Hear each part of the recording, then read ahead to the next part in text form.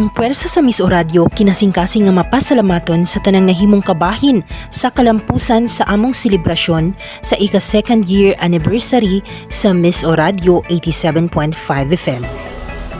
Daghan kaayong salamat, Governor Peter Sr. Pedro Navia, Congressman Bambi Imano, Congressman Lorden Suwan, former board member Nancy Madhos, Cagayan de Oro City Mayor Clarex Uy, Taguluan Mayor Attorney Nadia Imano Ilipe, Vice Mayor Romel Maslog, Taguluan Vice Mayor Robinson Sabio, Vice Mayor Loloy Estrada. Mapasalamatan sa kami nila Konsihal Odi Paduganan, Konsihal Kim Agustero, Konsihal Hani Imano, Kagawad Alan Magsayo, Kapitan Romeo Bacaro, Mrs. Priscilla C. Niquel, ug Mrs. Jenny Cubillo, Jordi of Godem Commercial, ug Don Sals Ray Ilyarena sa Lagindingan.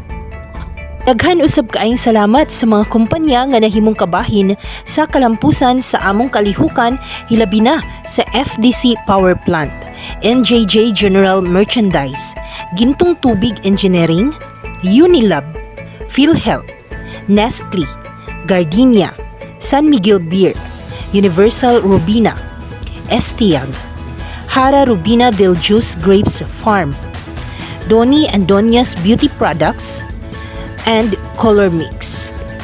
Sa duha ka banda nga mihatag lingaw sa among selebrasyon, Tribo CDO ug DBC Grind 088. Daghan kaayong salamat.